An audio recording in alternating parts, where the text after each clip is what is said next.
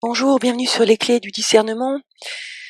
Face à l'obstination de certains de mes auditeurs à ne pas comprendre ou entendre de la bonne manière ce que j'essaye de faire avec ma chaîne, j'ai décidé de lire un article sorti dans les Cahiers du genre en 2012, un article donc de Francis Dupuy-Derry, et dont j'ai déjà parlé dans mes premières vidéos, mais c'est toujours pareil, je crois que je mets tellement de références que personne ne prend le temps d'aller les lire. Donc du coup, je vous les lis dans une vidéo qui est c'est pas vraiment une vidéo, c'est une audio. Ce papier donc s'appelle Le discours de la crise de la masculinité comme refus de l'égalité entre les sexes, histoire d'une rhétorique antiféministe, mais quand on a un angle de vue spirituel sur ce qui est en train de se passer, je dirais qu'il conviendrait de renommer ça une rhétorique anti-féminine. Allez, c'est parti. I'm a woman, you're a man. Was I put here for you? Parce qu'encore une fois, si le but du jeu, c'est de faire la der des der, et d'arrêter de venir s'incarner ici, encore faut-il bien s'être approprié la totalité de l'expérience et de son être dans cette expérience, encore une fois, le vécu sensible, physique est premier. C'est notre outil perceptif, enfin, un de nos outils perceptifs. C'est le véhicule par lequel on fait cette expérience. On ne peut abandonner que quelque chose qu'on a reconnu comme étant sien. On ne peut choisir de quitter pleinement l'expérience que si on a pleinement et totalement compris l'expérience sur toutes ses dimensions et tous ses niveaux, et le corps fait partie d'un de ces niveaux. Voilà, donc je pense que là j'ai suffisamment élaboré pour faire comprendre mon point de vue par rapport à toutes ces questions. Et on va passer à la lecture de ce fameux article. L'auteur est un homme, on va supposer que c'est un homme de naissance, c'est un professeur en sciences politiques canadien, à sensibilité anarchiste. Il faut croire décidément qu'il n'y a que chez eux qu'on trouve parfois quelques hommes qui se posent les bonnes questions. Donc, et en 2012, dans les cahiers du genre, et heureusement qu'ils existent encore, d'ailleurs, ces revues-là, publie le papier sur le discours de la crise de la masculinité comme refus de l'égalité entre les sexes, histoire d'une rhétorique antiféministe. Il commence par une citation de Anne-Marie Devreux. Les hommes ont pour spécificité par rapport aux femmes d'être majoritairement en position supérieure. Ils y sont parce que les rapports de sexe les y mettent, parce qu'ils sont produits pour y être, et parce qu'ils luttent pour s'y maintenir. En ce début du XXIe siècle, la rumeur enfle en Occident. Les hommes ne seraient plus des hommes, des vrais. Une crise se propage, semble-t-il, dans l'empire du mal. Voilà le début du texte de présentation à l'endos du 3e volume de l'histoire de la virilité, intitulé La virilité en crise, 20e et 21e siècle, et publié à Paris en 2011, Courtine 2011. Le thème de la crise de la masculinité est aujourd'hui devenu une sorte de lieu commun, selon la psychanalyste Marie Hazan, et bien d'autres spécialistes de la condition masculine, dont Anthony McMahon, qui parlent à ce sujet d'un cliché. À cela, rien d'étonnant, peut-on penser, considérant les transformations importantes qui ont marqué les rapports entre hommes et femmes en Occident. Depuis les années 60, les encyclopédies sur la masculinité consacrent des volumes entiers ou des entrées à cette notion de crise, également reprise par les médias de masse, y compris les magazines féminins, des essais et des ouvrages universitaires. Ceux et celles qui font la promotion de ce discours peuvent être des intellectuels prisés des médias à grande audience, en France Éric Zemmour, au Québec Guy Corneau et Yvon Dallaire, des fonctionnaires, des personnalités politiques positionnées à l'extrême droite, en France Soral, ou du côté des progressistes, par exemple le chef du parti travailliste australien, Tinkler, des femmes post-féministes, Bombardier, Hurstel, et des hommes qui se prétendent pro-féministes. Ainsi, le sociologue progressiste Alain Touraine défend vers 2005 l'idée que la France est une société des femmes et que nous sommes déjà entrés dans une culture et donc dans une vie sociale orientée et par conséquent dominée par les femmes. Évidemment, les discours de la crise ne s'expriment pas tous sur le même registre, n'exercent pas la même influence et ne sont pas diffusés dans les mêmes réseaux. Cela dit, ils participent dans leur ensemble à consolider la certitude que les hommes d'aujourd'hui ont des problèmes et souffrent en tant qu'hommes, à cause de l'influence indue des femmes en général et des féministes en particulier. Cette crise de la masculinité aurait comme principaux symptômes l'absence de modèle masculin positif, l'échec scolaire des garçons, l'incapacité des hommes à séduire les femmes, voire le déclin de la libido masculine, la perte de contrôle des pères divorcés et séparés sur leurs enfants, la violence des femmes contre les hommes et le taux de suicide masculin.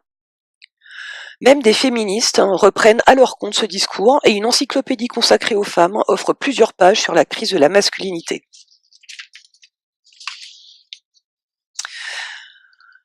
Et mettent en évidence 4 réactions féministes devant cette crise. Les féministes optimistes croient que ce phénomène indique un affaiblissement réel du pouvoir masculin et du patriarcat. D'autres féministes et quelques hommes pro-féministes adoptent une perspective refondatrice, espérant que cette crise poussera les hommes à réinventer une masculinité plus ouverte à l'expression de leur sensibilité, comme Cespedes, et plus respectueuse des femmes. Des féministes, pour leur part, appellent les femmes à réconforter les hommes et à prendre en considération les inégalités et discriminations dont les hommes sont victimes. Enfin, pour certaines féministes et quelques hommes pro-féministes, le discours de la crise de la masculinité ne correspond pas à la réalité empirique et sociopolitique des rapports sociaux de sexe, mais relève plutôt d'une rhétorique antiféministe qu'il convient de déconstruire pour mieux la critiquer. Une crise ou la domination masculine. Alors que se diffuse ce discours de crise, ce sont encore des hommes qui contrôlent le plus souvent, seuls ou à la majorité, les institutions politiques, économiques, scientifiques, médiatiques, culturelles, religieuses, policières, militaires et sportives, ainsi que les organisations criminelles. Le pouvoir est surmasculinisé, pour reprendre l'expression de Christine Bard. Contrairement à ce que prétend le discours de la crise de la masculinité, les hommes ne manquent pas de modèles masculins conventionnels qui occupent en fait une grande place dans les représentations médiatiques et culturelles. Le pape, les présidents et chefs de guerre et leurs ennemis, les sportifs, le sport masculin reste plus prestigieux et plus rentable que le sport féminin, les hommes les plus riches du monde, Carlos Slim Helú, Bill Gates, Warren Buffett, Bernard Arnault, Amancio Ortega, les héros altermondialistes, le sous-commandant Marcos au Mexique, José Bové en France, les héros de films policiers ou d'action dont les reprises des récits de super-héros, et les célèbres héros Harry Potter, sans oublier les agresseurs, violeurs et tueurs de femmes excusés et valorisés comme des génies artistiques, Bertrand Cantat, Roman Polanski, sportifs, O.J. Simpson, Mike Tyson, philosophiques, Louis Althusser, ou économiques et politiques, Dominique Strauss-Kahn. À ces modèles, il faut ajouter les militants masculinistes, dont les membres de Fathers for Justice, qui mènent parfois leurs actions, déguisés en super-héros. Dans leur rapport interpersonnel avec les femmes, enfin, les hommes restent avantagés, puisque ce sont les femmes qui consacrent encore le plus de temps au travail domestique et parental non rémunéré. En général, les hommes ont de meilleurs emplois et plus d'argent que les femmes, et ils ne craignent pas d'être agressés physiquement et sexuellement par des personnes de l'autre sexe dans la rue, au travail, dans un bar ou à leur domicile. Dans un tel contexte, il est donc intriguant, pour ne pas dire inquiétant, de constater la popularité de ce discours de crise de la masculinité. Intrigué par ce discours de crise qui semble contradictoire avec la réalité de la domination masculine contemporaine, j'en propose une interprétation politique qui s'inspire de l'analyse qualitative d'un corpus de textes constitué au fil de mes recherches sur le masculinisme menées seule et avec Mélissa Blais. Si la manière dont ce discours est porté par des mobilisations antiféministes a été étudiée ailleurs, en particulier chez les masculinistes, je propose ici plus précisément d'interpréter la signification politique de la rhétorique de la crise, qui représente ce que la sociologue Anne-Marie Devreux désigne comme des faits de résistance masculine contre le progrès social en faveur des femmes. L'analyse de ce discours présenté ci-dessous permettra de constater que la crise de la masculinité participe d'un refus de la part des hommes de l'égalité et de leur réaffirmation de l'importance d'une différence hiérarchique entre les sexes. L'étude de la crise de la masculinité. Considération méthodologique. Une recherche rapide dans diverses bases de données sur le thème de la crise de la masculinité révèle qu'il y aurait eu, à répétition, des crises semblables depuis au moins 5 siècles en Occident. Aucune région du globe ne semble aujourd'hui épargnée. On mentionne ainsi des crises de la masculinité lors de la Renaissance en France et en Angleterre, au XVIIIe siècle dans la France de la Révolution, au début du XIXe siècle en Allemagne, vers 1900 encore en Allemagne, en France et dans les colonies britanniques. Au cours des années 20 et 30, les fascistes italiens et allemands s'offusquent de la féminisation de leur nation. Une crise sévit durant les années 60 en Allemagne de l'Ouest et en URSS jusque pendant les années 70 au Québec, durant les années 70 et 80, puis en Occident dans son ensemble à partir des années 90. Fait curieux, les États-Unis seraient régulièrement aux prises avec la crise de la masculinité depuis que ce pays s'est imposé comme une puissance économique et militaire à la fin du XIXe siècle, y compris alors qu'il s'affirme comme la superpuissance du bloc de l'Ouest pendant la guerre froide. Lors du retour en force du conservatisme sous le président Ronald Reagan, et aujourd'hui encore, une fois l'adversaire soviétique disparu. La recherche sur les bases de données a également permis de constater que l'on parle de crise de la masculinité au sujet de plusieurs pays de l'Afrique postcoloniale subsaharienne, d'Amérique latine, d'Asie et du Moyen-Orient. Enfin, en 2009, le cardinal allemand Paul-Joseph Kord déclare que la masculinité et plus spécifiquement la paternité sont en crise partout dans le monde à cause du féminisme radical. Chacun de ces cas mériterait une attention particulière. Comme le constate l'historienne Ève-Marie Lampron, la notion même de crise de la masculinité est souvent mobilisée par les historiennes et les historiens d'aujourd'hui pour désigner un phénomène qui n'est pas nommé en ces termes à l'époque discuté dans les études historiques. Remettant en question la pertinence de cette notion, l'historien Marc Epprecht, africaniste et spécialiste de l'homosexualité, se demande lors d'une conférence prononcée à l'université McGill en mars 2012 ce que la crise de la masculinité signifie pour les études africaines. En effet, ces crises évoquent des réactions diversifiées de la part d'acteurs sociaux très différents et dans une grande variété de contextes politiques, juridiques, économiques et culturels. Or, c'est précisément parce que ce phénomène semble survenir de manière récurrente dans des contextes si différents que l'historienne Judith Allen se demande, avec ironie, si les hommes ne sont pas interminablement en crise. En effet, comment admettre que les hommes aient été si souvent en crise à des époques où, de toute évidence, les femmes étaient leurs subalternes dans tous les domaines? Et si on évoque une crise de la masculinité, frappe-t-elle de manière uniforme l'ensemble des hommes d'une société? Des spécialistes proféministes de la masculinité comme Arthur Britton mettent en garde contre l'utilisation de la notion de crise de la masculinité car elle manque de précision et mène à penser que tous les hommes ont le même sens d'une identité collective masculine, quelle que soit la couleur de leur peau, leur orientation sexuelle, leur statut économique, leur citoyenneté, leur âge, etc. Judith Allen constate que les études historiques des crises de la masculinité tendent à n'analyser que des textes d'époque, très souvent des œuvres de fiction, sans offrir de critères ni d'indicateurs pour déterminer si les hommes étaient alors en crise identitaire ou s'ils se contentaient de le prétendre. Il peut être très pertinent d'analyser l'esprit d'une époque à travers des représentations culturelles et artistiques, mais il faut aussi savoir se donner les outils pour rendre compte de relations entre les sexes alors que les hommes continuent de dominer la société et ses institutions.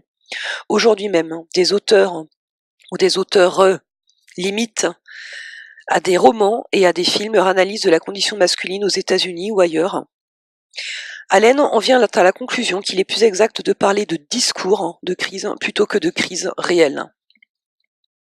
Cela dit, un discours de crise peut avoir des effets sociopolitiques très concrets. Les élites et les classes dominantes ont souvent recours à un discours de crise pour encourager et légitimer la mobilisation des ressources à leur avantage. L'anthropologue David Bidney parle même d'un complexe de la crise perpétuelle et rappelle qu'un discours de crise permet aux élites de discréditer des forces contestataires présentées comme la cause de la crise et donc comme une menace. Dans le cas discuté ici, les femmes et les féministes sont désignées comme la cause de la crise de la masculinité, et la situation appelle d'urgence à une mobilisation collective en faveur des hommes, ce qui représente une stratégie de défense de l'ordre social patriarcal. Une histoire du discours de la crise.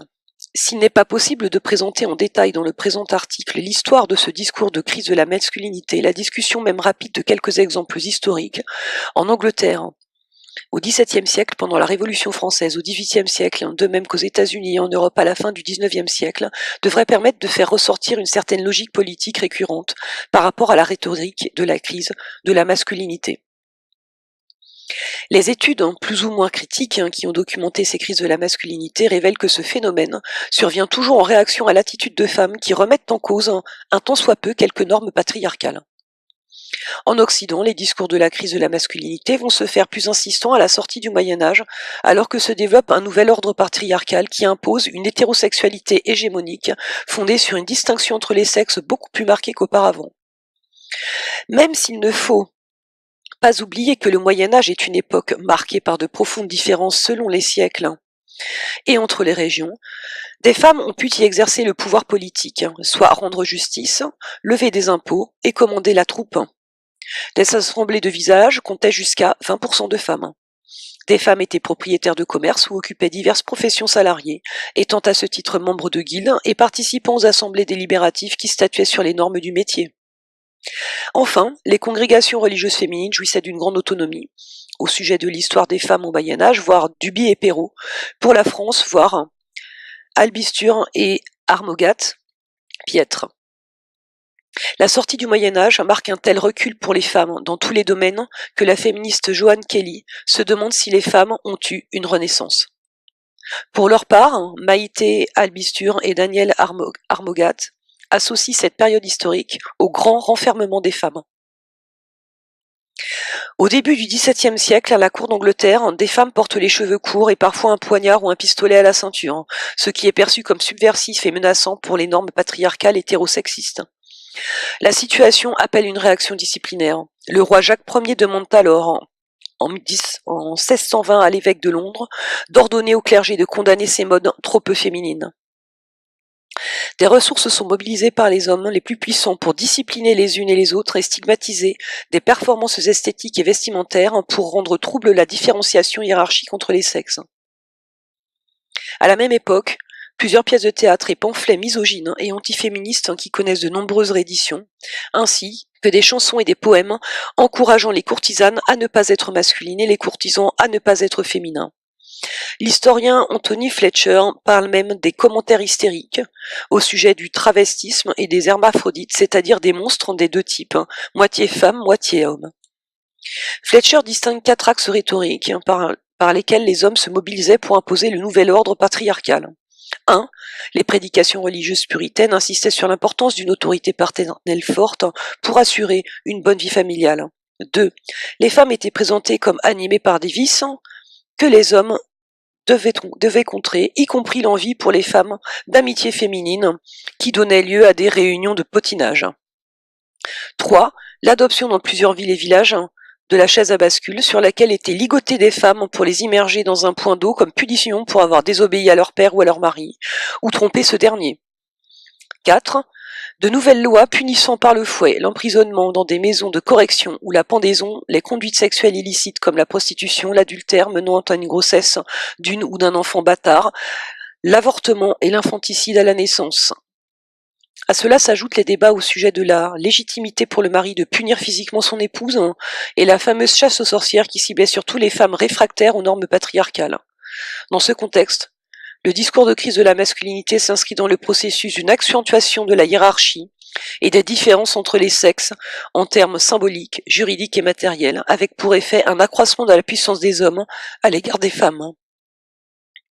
Les discours de crise de la masculinité qui émergent en France à l'époque de la Révolution de 1789 sont portés par tous les camps pour fustiger leurs adversaires qui seraient responsables d'une dégénérescence des mœurs et d'une féminisation de la France, le pays étant par conséquent plus vulnérable par rapport à ses ennemis extérieurs et intérieurs. Dans le discours révolutionnaire, la cour ne compterait que des hommes efféminés, contrôlés par des femmes, probablement lesbiennes, au premier titre la reine Marie-Antoinette, qui manipulerait à sa guise un roi lui aussi efféminé. Du côté monarchiste, on accusera les républicains de porter la culotte et le bonnet phrygien, complainte que même l'élite masculine républicaine reprendra à son compte. Ces discours de crise s'expriment une fois de plus alors que le patriarcat se renforce et que les hommes, loin d'être sous le pouvoir des femmes, se donnent encore plus de privilèges et de pouvoir à l'endroit des femmes qu'ils cherchent à discipliner et à dominer. L'Assemblée révolutionnaire interdit aux femmes de voter et d'être élues, de former des sociétés ou des clubs de femmes, de porter les armes, puis finalement de se rassembler à plus de 5 dans l'espace public. Le discours de la crise de la masculinité à la fin du XIXe siècle survient lui aussi à une époque où des processus sont mis en place pour réaffirmer la masculinité la plus conventionnelle, alors que seulement quelques femmes s'aventurent avec difficulté dans des domaines jusqu'alors réservés aux hommes. Aux États-Unis, le discours de la crise de la masculinité est porté par le président Theodore Roosevelt lui-même. En France, des hommes comme Alexandre Dumas, fils, déplorent les hommes féministes, c'est-à-dire efféminés, et s'insurgent à l'égard des premières, soit ces quelques femmes qui entrent dans des facultés et des professions de prestige jusqu'alors réservées aux hommes, sans compter celles qui militent, tiennent des assemblées et manifestent pour le droit de voter, l'amour libre, la contraception et la protection des prostituées.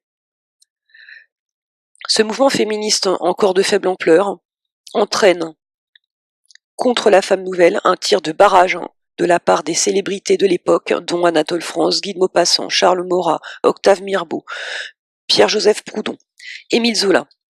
Puisque l'antiféminisme n'est pas l'apanage des forces réactionnaires et conservatrices et se pratique aussi chez les progressistes, plusieurs voix s'élèvent dans le mouvement ouvrier, les syndicats socialistes et anarchistes, contre les femmes qui veulent travailler pour un salaire. Elle menacerait ainsi l'identité masculine en provoquant une baisse des salaires et le chômage des hommes qui se retrouveraient désorientés d'être reclus dans leur domicile. Ce discours de crise particulièrement bruyant des deux côtés de l'Atlantique s'inscrit dans un mouvement de renforcement des différences entre les sexes et de mobilisation de ressources par et pour les hommes en vue de réaffirmer individuellement et collectivement leur identité masculine conventionnelle. Soulignons la réaction du mouvement scout et du sport amateur, dont l'athlétisme, qui devrait permettre aux hommes de développer entre hommes leur masculinité, puisque le terrain de football, sport particulièrement violent, est le seul lieu où la suprématie masculine est incontestable. Selon un journaliste de l'époque, la production culturelle propose elle aussi de forts modèles masculins.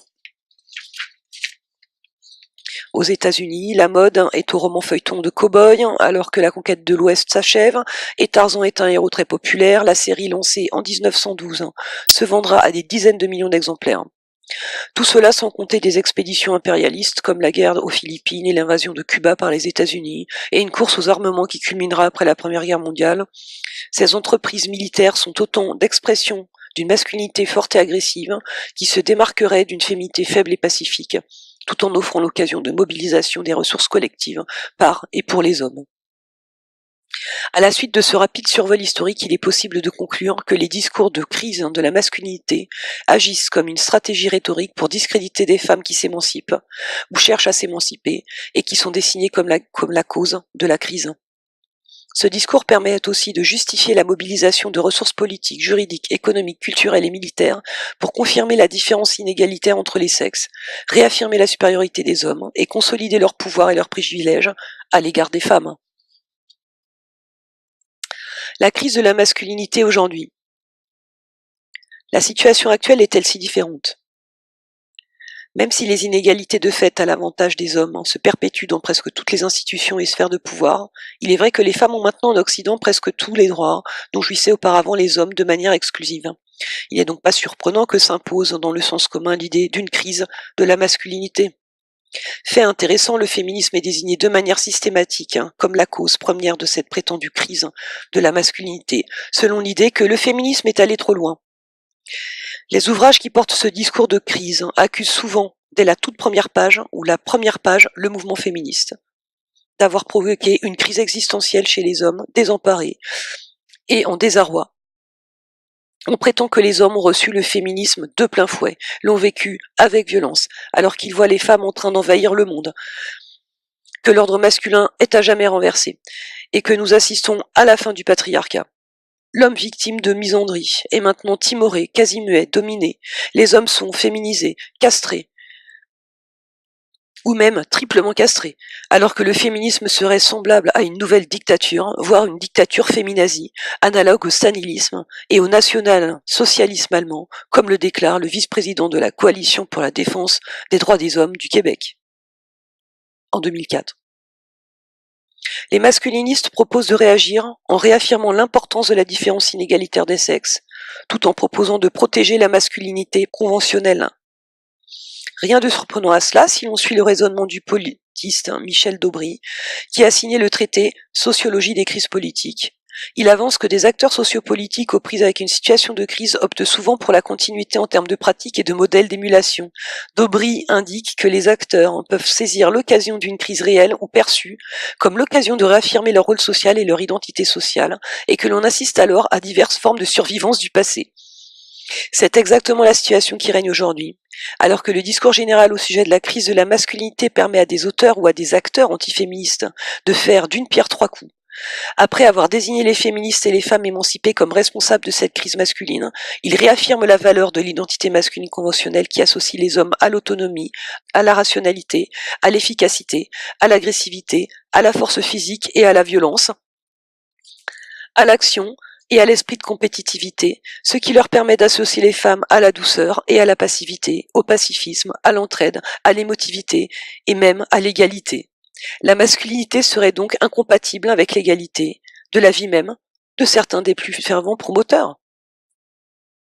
Le psychologue et sexologue Yvon Dallaire, l'un des principaux idéologues du masculinisme au Québec, qui est particulièrement invité en Europe pour promouvoir ses idées, déclare ainsi sur les ondes de Radio-Canada que tous les êtres humains sont égaux, mais si tout le monde était sur le même pied, ce serait le chaos. Les sociétés ont besoin d'organisation, de structure, et c'est le rôle des hommes dans la société, structurée. Dans les organismes qui ne rassemblent que des hommes, la structure est fortement hiérarchique. Il précise d'ailleurs que la pensée de l'homme est hiérarchique, là où celle de la femme est égalitaire et variable.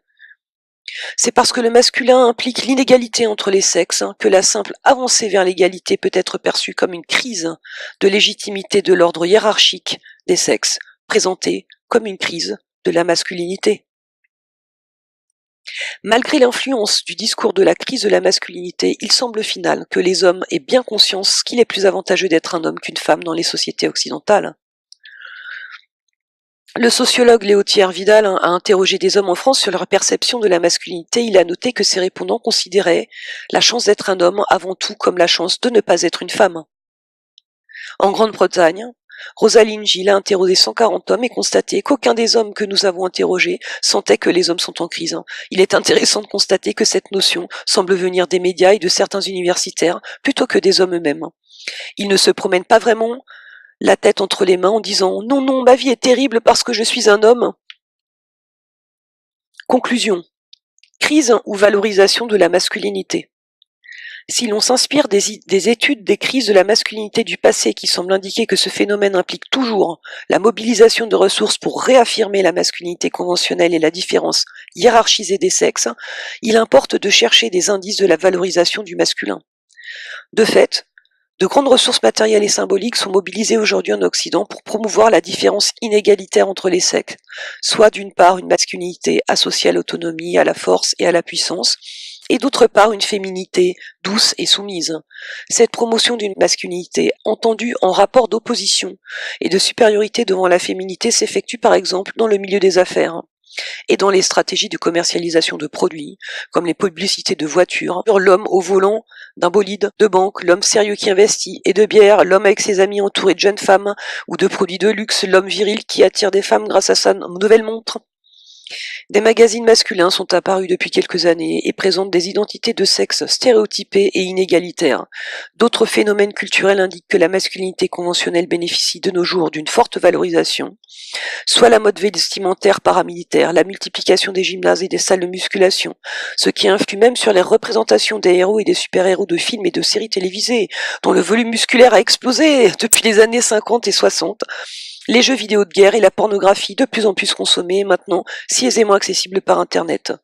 En crise, la masculinité ? Comme le rappelle Anthony McMahon, la question que pose le féminisme aux hommes n'est pas tant de nature psychologique que de nature politique. Sont-ils prêts à abandonner leur pouvoir, leurs privilèges et leur capacité d'exploiter des femmes ? En détournant l'attention de cette question politique et en suggérant qu'il faut aider les hommes car ils souffrent psychologiquement à cause des femmes et des féministes, le discours de crise de la masculinité s'inscrit bien dans le répertoire de rhétorique antiféministe, comme le constate Anne-Marie Devreux, qui le considère comme un discours de dominant, qui n'est pas un phénomène secondaire. Cette crise de la masculinité est une lutte ouverte des hommes contre les femmes et contre les féministes. L'enjeu est donc politique bien plus que psychologique, car la masculinité est une identité politique avant d'être psychologique. La masculinité ne devrait pas tant désigner ce que ressentent ou non les hommes par et pour eux-mêmes, mais bien leur attitude, leur comportement et leurs actions, ou leur inaction, à l'égard des femmes. Ainsi entendu, l'identité masculine signifie qu'un vrai homme doit agir pour être supérieur aux femmes en termes de pouvoir et de contrôle. À l'inverse, l'homme paraît efféminé s'il est dominé, surtout par une femme, mais aussi s'il est l'égal d'une femme, puisqu'il n'en est plus le dominant. Joël Chabry a donc raison lorsqu'il explique au sujet du discours de la crise de la masculinité en Afrique du Sud que ce n'est pas la psyché masculine qui est en crise, mais la légitimation de la domination masculine dans les centres constitutifs de l'ordre de genre. D'où le rejet par les hommes, largement documenté, de relations égalitaires entre hommes et femmes. Par principe, le masculin serait donc contre l'égalité entre les sexes, le masculin serait donc antiféministe. Certes, les études critiques sur la masculinité ont rappelé depuis quelque temps que les hommes ne forment pas un groupe homogène. Il y a des modèles de masculinité hégémoniques et subordonnés. Et certains hommes sont évidemment en situation de pouvoir à l'égard d'autres hommes qui sont leurs subalternes. Cependant, les sociologues Douglas Schrock et Michael Schwalbe mettent en garde contre le risque d'oublier que même les masculinités subordonnées sont construites socialement dans des rapports non seulement entre hommes, mais aussi et toujours entre les sexes. Connell et Messerschmitt regrettent aussi que plusieurs études sur la masculinité oublient de penser les hommes en rapport avec les femmes. Si ma recherche a pour sujet le discours de la crise de la masculinité porté surtout par des hommes hétérosexuels, plutôt privilégiés quant à leur appartenance de classe sociale et raciale, il serait très intéressant d'élargir la réflexion et d'étudier la mobilisation de la rhétorique de la crise par d'autres catégories d'hommes, et même par certaines femmes, et de voir en quoi ce discours leur permet d'attaquer différentes catégories de femmes. L'histoire a bien montré aussi que les hommes de l'élite peuvent recourir au discours de la crise de la masculinité pour discréditer des catégories d'hommes subalternes. Patricia Hill Collins constate que les femmes afro-américaines sont représentées publiquement sous l'image de matriarches castratrices au moment même où le mouvement féministe critique le patriarcat aux États-Unis. Il s'agit à la fois de discréditer le féminisme et les femmes castratrices et les hommes castrés des communautés afro-américaines. Ainsi, le rapport Moynihan, déposé en 1965 au département du travail des États-Unis, portait sur la famille nègre et déplorait le matriarcat qui caractérisait présumément la communauté afro-américaine, où les hommes n'étaient capables que de développer une masculinité pathologique. Par ailleurs, Judith Allen remarque avec ironie que les discours de la crise de la masculinité ne s'accompagnent pas de discours d'une crise de la féminité. Or, les femmes devraient logiquement être aussi bouleversées par les transformations sociales qui provoqueraient le désarroi chez les hommes. En fait, Suzanne Faludi a constaté qu'il y a bien un discours de crise de la féminité, et ce sont encore une fois les féministes qui sont désignées comme responsables du problème. Les féministes auraient poussé les femmes dans des situations anxiogènes, d'où la représentation des femmes de carrière épuisées et malheureuses. La solution proposée pour résoudre cette crise de l'identité féminine ? Un retour au rôle féminin conventionnel, soit le mariage hétérosexuel et la maternité.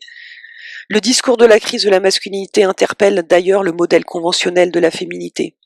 Puisque les femmes sont socialisées, encouragées à prendre soin physiquement et psychologiquement des autres, y compris des hommes, elles risquent d'être très sensibles devant des hommes qui se lamentent de souffrir à cause du féminisme.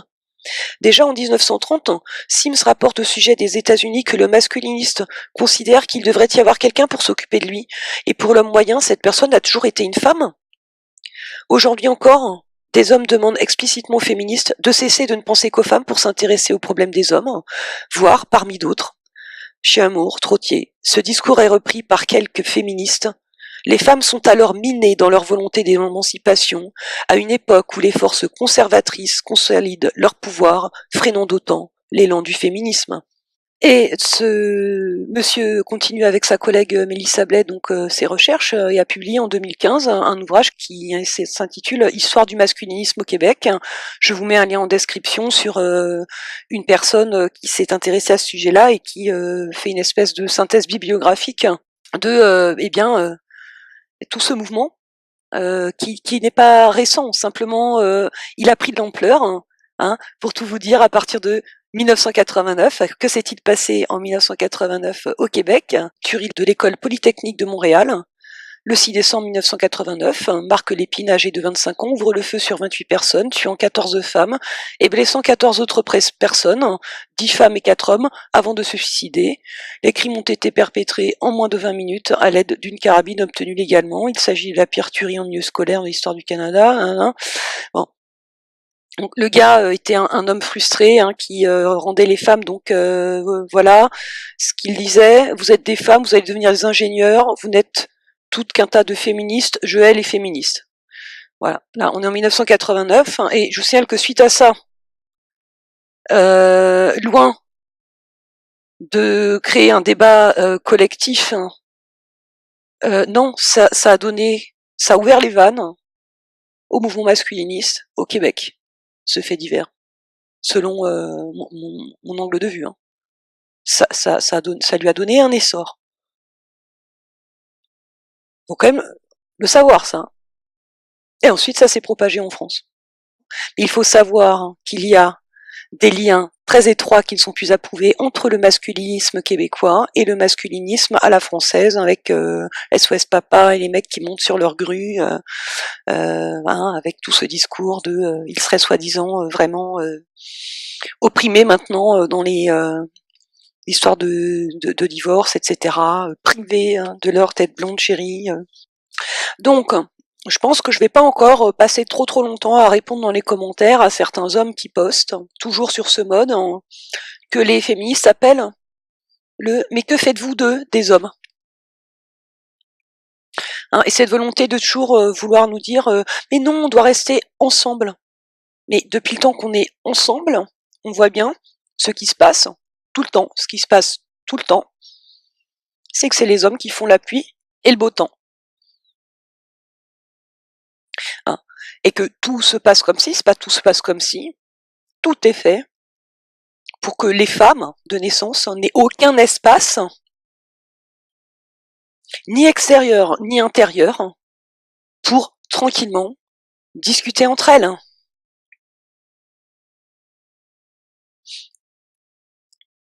La plupart des femmes sont aujourd'hui mariées, sous l'emprise généralement donc d'un homme. Elles peuvent même tout à fait s'illusionner sur le fait qu'elles sont heureuses dans leur couple ou dans leur rôle de femme au foyer, jusqu'à ce que finalement il en trouve une plus jeune pour accomplir toutes ces tâches. Et là, elles jettent bien souvent un tout autre regard finalement sur ce soi-disant bonheur tronqué qu'elles ont eu pendant tant d'années à prendre soin de leur chair et tendre. Hein. C'est pas plus facile, hein, pour une fois qu'elles sont séparées, mères célibataires, c'est pas plus facile non plus pour celles qui choisissent, hein, comme moi, de ne pas rentrer dans ce, pas mettre la main dans cette machine à broyer la femme. Hein. Ça aussi, je l'ai expliqué dans de nombreuses vidéos. Donc, quand on fait un tour d'horizon de ce qui se passe et qu'on a vraiment beaucoup de hauteur, hein, par rapport à ça, on constate quoi? C'est que même dans les milieux féministes militants, il suffit, dans un groupe de femmes, qu'il y ait un homme, même s'il est transgenre, il prétend en fait être une femme, il suffit qu'il y en ait un pour faire exploser le groupe. Pour que le virus de soumission implanté chez les femmes, précocement, soit à l'œuvre et que ça perturbe totalement le cours de la dynamique de groupe, hein, que ces femmes ont tenté de mettre en place.